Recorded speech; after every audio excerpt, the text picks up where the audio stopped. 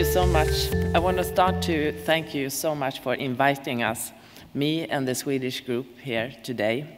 We are looking forward to a very interesting day to share the experiences from both Scotland, Germany, and the UK. Ian wanted me to talk a little bit about the status in Sweden and why we find the Scottish model so interesting. But before, I will give you a short background. In Sweden, BIDS is not a...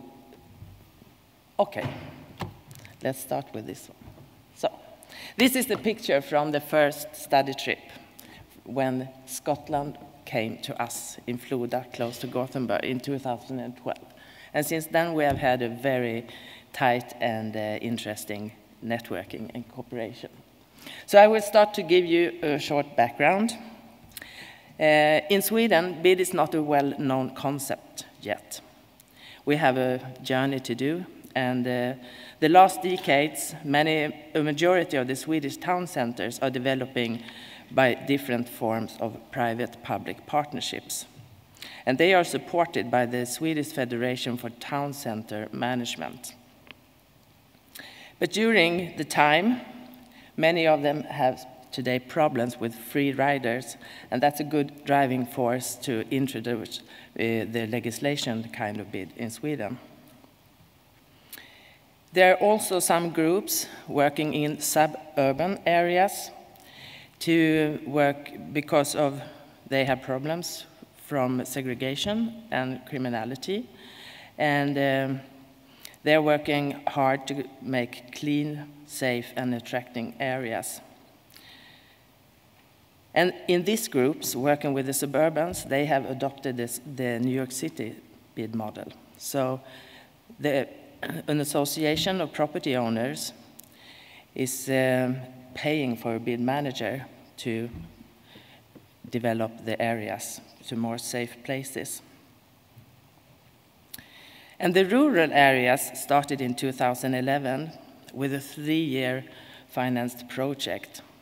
And it was two places close to Gothenburg that was the pilot for evaluate and introduce the Scottish model, the international model for BIDs in Sweden. So it was a very small island, Vrångö, in the archipelago of Gothenburg, and Floda, a small town 25 kilometers from Gothenburg. And after we went to New York and we went to Scotland to learn about BIDs because we didn't know anything about BIDs then.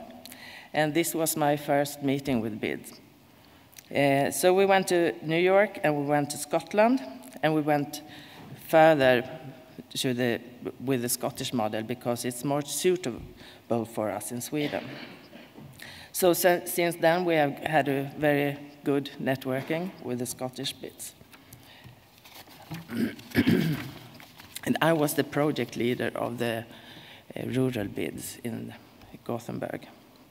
And that project got a lot of attention from authorities working with rural development, and the BID handbook was spread by many of these organizations. But I will give you a short briefing later on of the results from that project. And the rural BID model is still in the process of development, and by now 3 small cities, city centers, and 2 T-BIDs are in what we call the pre-BID process. Because in Sweden, we don't have the legislation and we don't have a ballot, so we say the pre-BID process.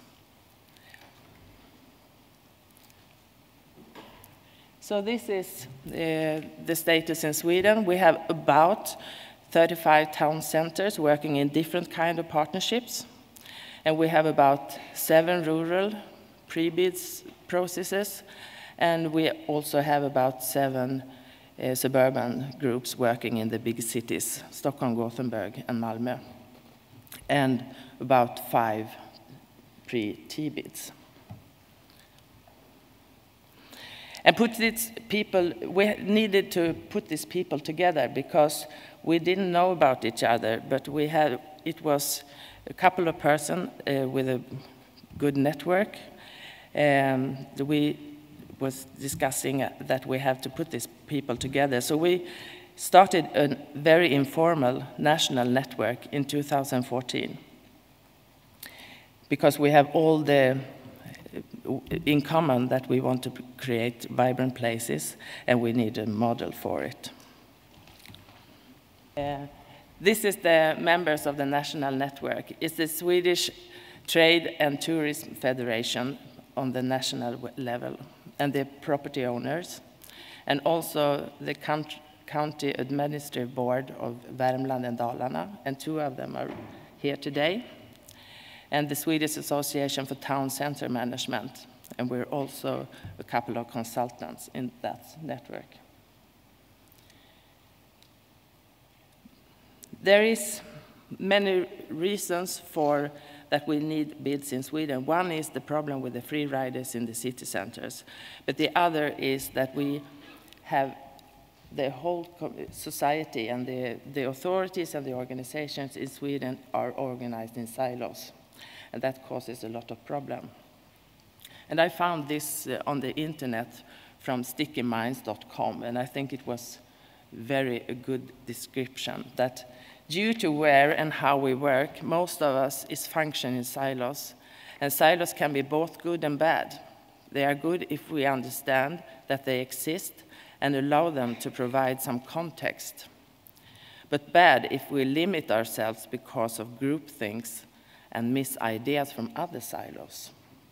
And that is one very strong reason for us in Sweden to see from a more holistic point of view.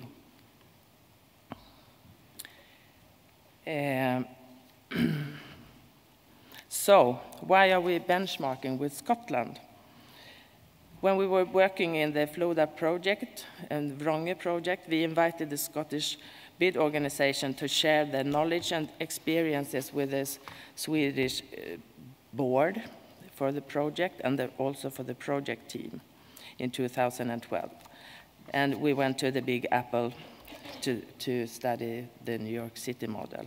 But we decided to go for the Scottish model, and it became a start of a very enriching journey and several trips in both directions. And I also want to highlight why I think the Scottish model is so interesting. One very important thing is that you have a very tight but very efficient national organization supporting the local teams. And they are all the time monitoring and developing the process of bid. And the pre-ballot process is also it's brilliant from my point of view, because especially in rural areas, it's very hard to find private funding for a pre-ballot project.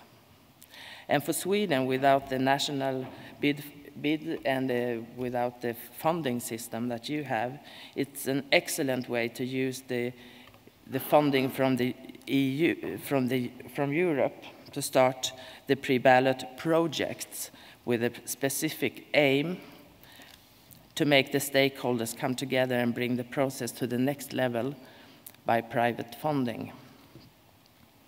And you also use it very flexible with the town centers, the rural areas, and the tourism in different ways. And if we compare the funding with, for example, New York, it's also very flexible. It depends on the purpose and the stakeholders in a bid, and that is excellent from my point of view. Now I will give you a short briefing about Floda and Vronge, the first rural bids. The island is a very small and extremely beautiful island in the archipelago. There are not so many inhabitants, as you can see, but they have a lot of tourists, mainly during May until September. So since we started the project in 2011, they built a hostel, a restaurant, and they have increased the guests in the harbor from 3,500 to 5,000 because they provide more services and have a more professional way to handle the tourism today. And they all creates new jobs every year. So until now, it's at least 50 new jobs just on that small island. And today, they have increased the collaboration with the other islands. It's in total 17 islands in the archipelago. So now they are creating very strong export offers to the international market. And if we take a short look at Floda, it's a little bit bigger city. And when we started the project, we said it's a sleeping beauty because it's a very beautiful place. Today it's still beauty, but it's a little bit less sleepy. It's